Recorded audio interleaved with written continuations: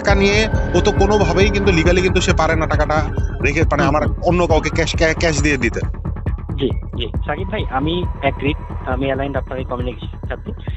তো পাঠার মতো এত বড় একটা কোম্পানি থেকে আসলে আমরা এগুলো আশা করি না। টাকা প্রতিটা কাস্টমার থেকে নিয়ে দেন ওনারা এবং আমার টিম মিলে টাকাটা শেয়ার করে আত্মসাৎ করেছে। যাত্রা তো সবে শুরু। বাংলাদেশের ই কমার্স খাতে সম্প্রতি এক বিশাল অঙ্কের আর্থিক জালিয়াতির অভিযোগ উঠেছে, যা নিয়ে চলছে তোলপাড়।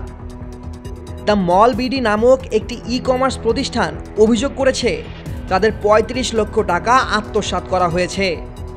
এই জালিয়াতি কোনো সাধারণ চুরি নয়, বরং এক পরিকল্পিত অপরাধ, যেখানে দ্য মলের নিজস্ব একজন কর্মচারী এবং খোদ ডেলিভারি জায়েন্ট পাঠাও কুরিয়ারের ডেলিভারি টিম যৌথভাবে জড়িত বলে অভিযোগ করেছেন দ্য মলের ব্যবস্থাপনা পরিচালক সাইফুল সাকিব সরকার। প্রতিষ্ঠানটির দাবি, পাঠাও গ্রাহকের কাছ থেকে ডেলিভারিকৃত পণ্যের সম্পূর্ণ মূল্য আদায় করলেও পাঠাওয়ের সিস্টেমে সেই অর্ডারের মূল্য পাঠাও ও দ্য মলের কিছু কর্মচারীর যোগসাজশে শূন্য দেখানো হতো। এরপর সেই আদায়কৃত টাকা পাঠাও এর কর্মচারী এবং দ্য মলের অভিযুক্ত কর্মচারী ভাগাভাগি করে নিত। এই গুরুতর অভিযোগের পর দ্য মল 2 মাস ধরে পাঠাও কর্তৃপক্ষের সাথে অভ্যন্তরীণভাবে সমাধানের চেষ্টা করে ব্যর্থ হয় বলে দাবি করা হয়। তাদের সিইও ফাহিম আহমেদ পর্যন্ত এই অভিযোগ উপেক্ষা করেন বলে দ্য মলের ব্যবস্থাপনা পরিচালক জানান। অবশেষে তিনি বিষয়টি সোশ্যাল মিডিয়ায় প্রকাশ করলে পরিস্থিতি উত্তপ্ত হয়ে ওঠে। এর জবাবে পাঠাও একটি বিবৃতি দিয়ে দ্য মলের এই অভিযোগকে সম্পূর্ণ মিথ্যা, ভিত্তিহীন এবং বিদ্বেষমূলক অপপ্রচার বলে আখ্যায়িত করেছে। এই পাল্টাপাল্টি অভিযোগের মধ্যেই একটি স্ববিরোধিতা দেখা দিয়েছে বলে দ্য মলের পক্ষ থেকে দাবি করা হচ্ছে। পাঠাও তাদের ফেসবুক বিবৃতিতে দাবি করেছে, সম্পূর্ণ জালিয়াতির জন্য দ্য মলের 2 জন কর্মকর্তাই দায়ী, যারা তাদের সিস্টেম অ্যাক্সেস এবং ওটিপি ব্যবহার করে পণ্যের মূল্য পরিবর্তন করেছেন এবং ডেলিভারি এজেন্টকে বিভ্রান্ত করেছেন। পাঠাও নিজেদেরকেও এই ঘটনায় ক্ষতিগ্রস্ত বলে দাবি করেছে।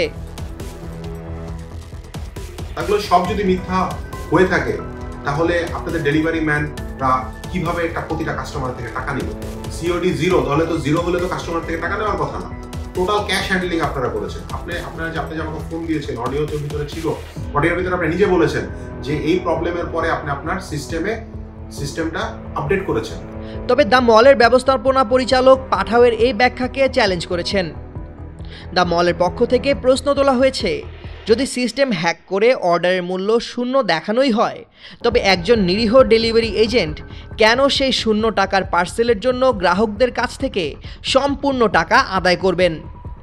তাদের মতে এটি কোনো সিস্টেমের ভুল বা বিভ্রান্তি নয়, এটি সরাসরি পরিকল্পিত জালিয়াতি, যা পাঠাওয়ের ডেলিভারি টিমের সক্রিয় অংশগ্রহণ ছাড়া অসম্ভব। দ্য মলের ব্যবস্থাপনা পরিচালকের দেওয়া তথ্য মতে, সোশ্যাল মিডিয়ায় পোস্ট দেওয়ার পরপরই পাঠাওয়ের ম্যানেজার শেখ সোহানুর রহমান নিজে ফোন করে দ্য মলের সকল কমপ্লেন সম্পূর্ণ জাস্টিফাইড বলে স্বীকার করেন। এটাই ভাই, আমি মূলত আসলে আপনাকে বিরক্ত করতেছি এই কারণেই যে আমি পোস্টটা পড়ছি, এমন না যে আপনার ক্লেমগুলো আসলে ভ্যালিড না। ডেফিনেটলি আপনার রাগ করাটা জাস্টিফাইড সাকিব ভাই। তিনি আরও স্বীকার করেন যে এটি একটি সিস্টেম লুপহোল এবং যোগাযোগের ব্যর্থতা, পাঠাওয়ের ভুল বলেও জানান। এই 2 ধরনের বক্তব্যে একটি অসামঞ্জস্য তৈরি হয়েছে। প্রশ্ন উঠছে, পাঠাওয়ের আনুষ্ঠানিক অবস্থান কোনটি? তাদের ম্যানেজারের কথিত স্বীকারোক্তি নাকি ফেসবুক বিবৃতি? দ্য মলের পক্ষ থেকে আরও দাবি করা হচ্ছে যে অডিও রেকর্ডিং অনুযায়ী পাঠাও এই ঘটনার দায়ে তাদের 50 জনেরও বেশি ডেলিভারি পার্সনের বেতন আটক করেছে। দ্য মলের ব্যবস্থাপনা পরিচালকের মতে, যদি ডেলিভারি এজেন্টরা নির্দোষী হবেন, তাদের যদি বিভ্রান্ত করা হয়ে থাকে, তবে কেন তাদের বেতন আটকানো হলো? তিনি মনে করেন এই পদক্ষেপই প্রমাণ করে যে পাঠাও তাদের নিজেদের কর্মীদের এই অপরাধে জড়িত থাকার বিষয়ে অবগত এবং তাদের বাঁচানোর চেষ্টা করছেন। দ্য মল বিডি জালিয়াতিতে জড়িত নিজেদের কর্মচারীর বিরুদ্ধে আইনি ব্যবস্থা গ্রহণ করেছে।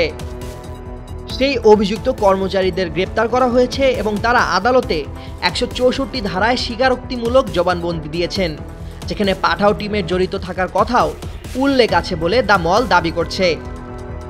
পক্ষান্তরে পাঠাও তাদের বিবৃতিতে নিজেদের কর্মীদের বিরুদ্ধে কোনো ব্যবস্থা নেওয়ার কথা উল্লেখ করেনি এবং পুরো দায় দ্য মলের সিস্টেম এবং ওটিপি শেয়ারিংয়ের মতো বিষয়ের উপর চাপিয়ে দিয়েছে। ভুক্তভোগী প্রতিষ্ঠানের পক্ষ থেকে যখন অডিও রেকর্ডিং ও জবানবন্দির কথা বলা হচ্ছে, তখন পাঠাও কেন পূর্ণাঙ্গ তদন্ত ও সহযোগিতার পথে না হেঁটে কেবল বিবৃতি দিয়ে দায় সারছে, সেই প্রশ্নটি বড় হয়ে দেখা দিয়েছে বলে মত সংশ্লিষ্টদের। এ বিষয়ে ২১ টেলিভিশনের পক্ষ থেকে পাঠাওয়ের সঙ্গে যোগাযোগ করা হলে কোনো সাড়া পাওয়া যায়নি। পাঠাওয়ের এই নীরবতা এবং আইনি পদক্ষেপের পরিবর্তে কেবল বিবৃতি প্রদানের প্রবণতা খাত সংশ্লিষ্টদের মধ্যে প্রশ্নের জন্ম দিয়েছে। মূল প্রশ্নটি হলো, এই জালিয়াতির গভীরতা কতটুকু? একটি স্বচ্ছ ও নিরপেক্ষ তদন্তের মাধ্যমে পাঠাও কি তাদের সিস্টেমের দুর্বলতা এবং কর্মীদের জবাবদিহিতার বিষয়টি স্পষ্ট করবে? বিশ্লেষকদের মতে দিন শেষে এটি শুধু ৩৫ লক্ষ টাকার বিষয় নয়, এটি হাজার হাজার ই কমার্স উদ্যোক্তার আস্থার প্রশ্ন। পাঠাও যদি নিজেদের সিস্টেমের দুর্বলতা এবং কর্মীদের জবাবদিহিতার বিষয়টি স্বচ্ছভাবে সমাধান না করে, তবে তা পুরো ই কমার্স খাতের জন্যই এক আস্থাহীনতার বার্তা দেয়। Desk report, ২১ television.